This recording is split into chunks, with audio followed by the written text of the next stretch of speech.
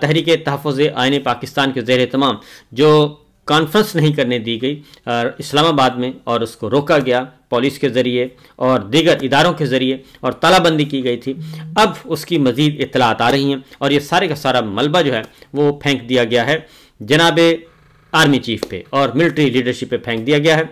राना सनाउल्लाह साहब जो हैं उन्होंने कल ये कहा, प्रोग्राम था आई थिंक नदीम मलिक साहब का, और उसमें उन्होंने कहा कि जनाब ये सारे का सारा हमने नहीं किया बल्कि ये तो साहब बहादुर ने किया है, मोहसिन नकवी ने किया है तो उनसे पूछें, या फिर किसी और ने किया तो उनसे पूछें। वैसे उन्होंने कहा सबको ही पता है कि ये किसने ये रुकवाया है, हमने नहीं ये ऐसा काम किया। क्या कहते हैं राना साहब, ज़रा सुनिए। कि वो जो है ये उनका जो इल्ज़ाम है कि जी गवर्नमेंट कर रही है, गवर्नमेंट रोक रही है, गवर्नमेंट ने तो कोई ऐसा फैसला नहीं किया कि ये कॉन्फ्रेंस ना करें या इनकी कॉन्फ्रेंस को जो है वो रोका जाए।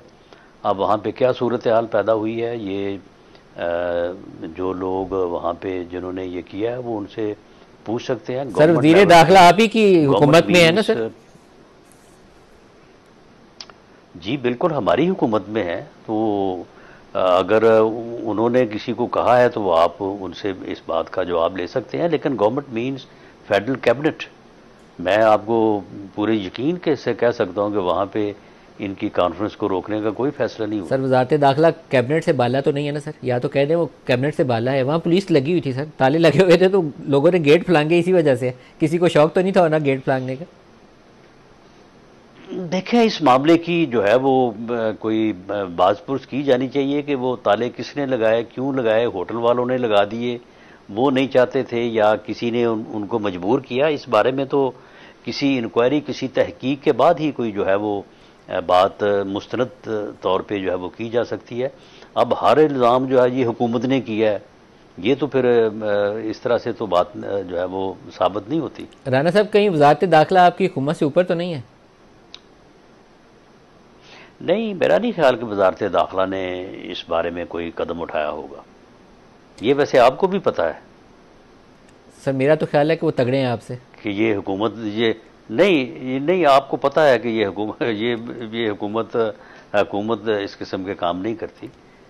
सर वज़ीर दाखिला बहरहाल पार्ट ऑफ द कैबिनेट है, इसलिए जिम्मेदारी आप पर ही आयद होती है। आप इस तरफ ताला लगाने वाले और जिनके लिए ताला लगाया गया उनको कहें कि इस मामले में जो है वो देखें कि ये क्यों हुआ है, कैसे हुआ है। लेकिन फेडरल गवर्नमेंट ने कोई ऐसा फैसला नहीं किया कि अपोजिशन जो है वो अपनी मीटिंग ना कर सके।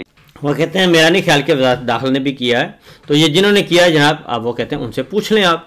और इस तरीके से ये सारा मलबा भी बिलाखिर उन्होंने डाल दिया है मोहतरम जनाब बादशाह सलामत पे। और इमरान खान साहब, मौलाना फजल रहमान साहब, जमात इस्लामी, तहरीक लब्बैक, मुस्तफ़ा नवाज़ खोखर, शाह खान बाजी साहब की जमात, यहाँ तक के मुस्लिम लीग नवाज़ के अंदर से भी बेशुमार आवाज़ें उठ रही हैं कि इंतखाबात में धांधली हुई है और फॉर्म 47 तकसीम किए गए हैं, सारी दुनिया को पता है और पतन की रिपोर्ट आ चुकी है।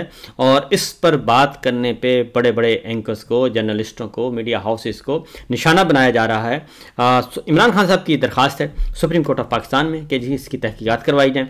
खुदा करके वो दरख्वास्त लग गई और वो भी याहिया अफरीदी साहब को खतूत लिखे गए अपोजिशन ने और उनसे मुलाकात की। इमरान खान साहब ने प्रेशर किया, प्रेशर डेवलप किया, पब्लिक प्रेशर आया, वकला की तरफ से डिमांड आई। तो आज ये केस लगा और हामिद खान साहब ने ये कहा कि आप इस पिटीशन पे नंबर लगा दें और एतराज़ात लगे हुए, तो उन्होंने कहा नंबर लगा दें। हामिद खान साहब थे, रियाज राही साहब थे, और लेकिन इस पे नंबर नहीं लगाया गया।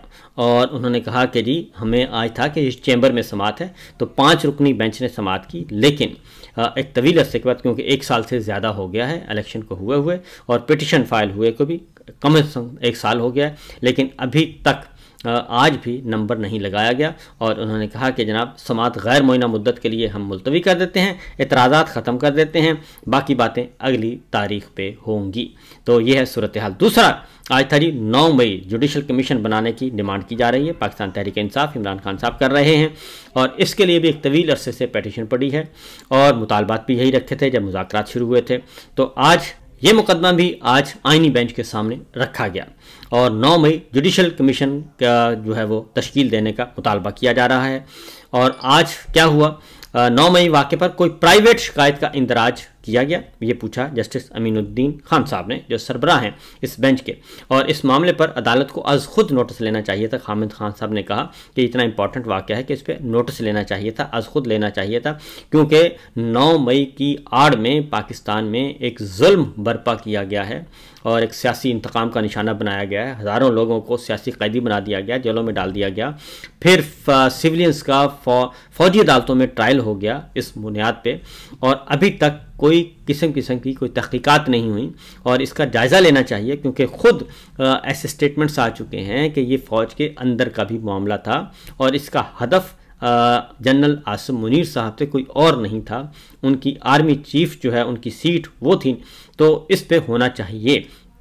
तो हामिद खान साहब ने कहा कि माजी में भी मेमो गेट कमीशन आया तो उस पर भी जुडिशल कमीशन बना था और सो मोटो नोटिस लिया गया था। तो 9 मई को इमरान खान साहब को गिरफ्तार किया गया, 11 मई तक वो गिरफ्तार थे और उनकी अदम मौजूदगी में ये सारा कुछ हुआ।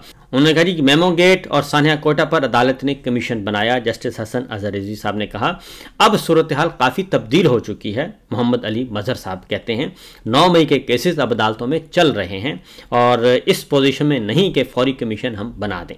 कमीशन बन जाए तो फिर मिलिट्री कोर्ट से मुतालिक 5 रुकनी बेंच का फैसले का क्या बनेगा, और कमीशन बन गया तो फिर 9 मई का फैसला अदालत ही को करना है। असल सवाल यह है कि 9 मई का जिम्मेदार कौन है। हामिद खान साहब ने कहा कि हमारे असल सवालात ये हैं कि 9 मई के जिम्मेदार कौन है। गलत या सही, उस वक्त सैकड़ों लोगों को जिम्मेदार बना दिया गया। जस्टिस जमाल खान मंदोखेल ने कहा कि उन्होंने कहा कि जी उस वक्त ये साफ किया गया और इसीलिए उन्होंने कहा हामिद खान साहब ने कि जनाब यही हम चाहते हैं कि सैकड़ों लोगों के सिवा अभी भी लोगों को तंग किया जा रहा है, लोगों को अब भी उठाया जा रहा है, बेगुनाह हैं इनको भी फंसाया जा रहा है। और जस्टिस हसन अजहर रिजवी साहब ने कहा और सलमान अकरम राजा साहब ने यह कहा कि अदालत आम इंतखाबात के पहले के मामलात को भी देखे और इलेक्शन के मामले पर जुडिशल कमीशन बनना चाहिए। तो सलमान अकरम राजा साहब ने कहा कि जी हमने 9 मई की फुटेज मांगी हुई है, वो नहीं दी गई और हमें किसी किस्म का कोई ताउन नहीं किया गया। सीसीटीवी 9 मई केसेस में ये आपका बहुत अच्छा दिफा हो सकता है। जस्टिस जमाल खान मंदोखेल ने कहा किसने सोफ़ा को जलाया, किसने गेट खोला, ये सारी सीसीटीवी फुटेज में हर चीज़ मौजूद होगी। और अदालत ने सलमान अकरम राजा और हामिद खान साहब को मज़ीद दस्तावेज़ात जमा करने की मोहलत दे दी और समाअत गैर मुअय्यना मुद्दत के लिए मुलतवी कर दी। और इसके साथ साथ जो आज की इंपॉर्टेंट हियरिंग के साथ इसमें हुआ और उन्होंने कहा कि जी आज भी लोगों को तंग किया जा रहा है और इमरान खान ने मामला पर ख़त भी लिखा। सलमान अकरम राजा साहब ने कहा इलेक्शन से पहले हमारे लोगों को टारगेट किया गया और इलेक्शन मामले पर कमीशन इंक्वायरी एक्ट 2015 में भी बताया गया है। आप वो 35 पंक्चर वाले केस की बात कर रहे हैं। जस्टिस हसन अजहर रिजवी ने कहा इंक्वायरी कमीशन मजमूई तौर पर इलेक्शन के दौरान हालात हाज़रा का जायज़ा लिया गया।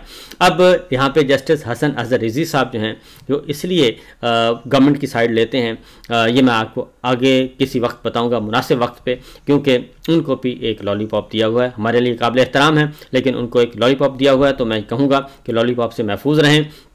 और जस्टिस जमाल खान मंदोखेल साहब ने कहा कि जी हर इलेक्शन की कोई ना कोई सियासी जमात बेनिफिशरी होती है, आपने गलती का एतराफ़ कर लिया कि आइंदा गलती नहीं होगी। जस्टिस जमाल खान मंदोखेल ने कहा शुक्रिया, मेरा बयान पढ़ लिया, यहाँ फैसला कोई और करता है। 9 मई की सीसीटीवी फुटेज हमें दे दी जाए तो मेरा ख्याल है, उन्होंने कहा कि ये सारे मामला हल हो सकते हैं।